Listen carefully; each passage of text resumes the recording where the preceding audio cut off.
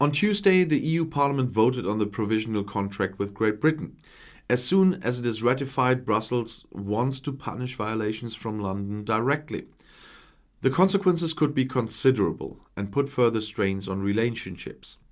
Immediately prior to the ratification of the agreement between the European Union and the United Kingdom, Brussels threatened punitive measures if London broke further parts of the treaty.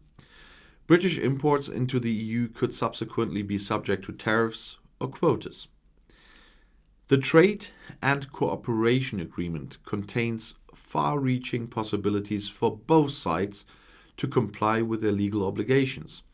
Once it is finally and fully ratified, violations of the withdrawal agreement could be punished by suspending parts of the Trade and Cooperation Agreement.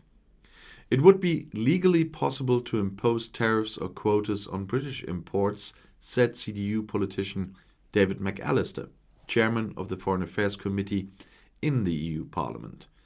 The British side unilaterally changed the Northern Ireland part of the withdrawal agreement at the beginning of March and extended the agreed transition periods for customs controls without consulting the EU Commission.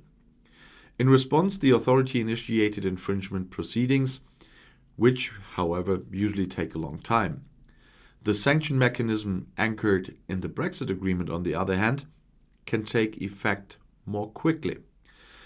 This mechanism is a giant step forward. It should be an example for other EU trade agreements too, says Anna Cavazzini from the Greens, chair of the Internal Market Committee.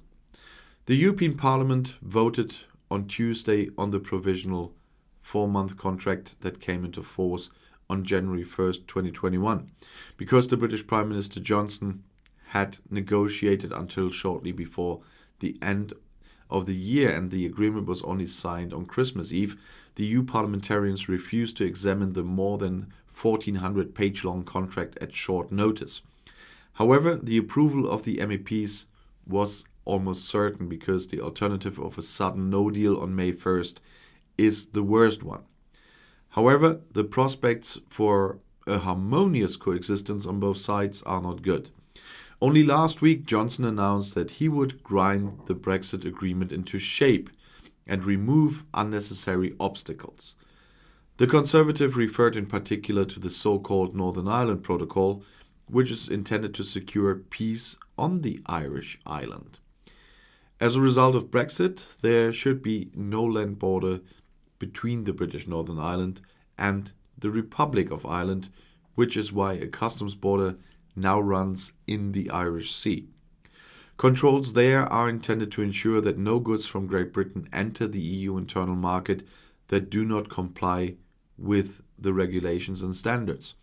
However, these controls bring up unionists in Northern Ireland who feel disconnected and betrayed by London. There have been multiple violent riots in Belfast over the past few weeks. There can be no more surprises from the British side. We need to work together to fully implement the withdrawal agreement, including the protocol on Ireland and Northern Ireland, said McAllister.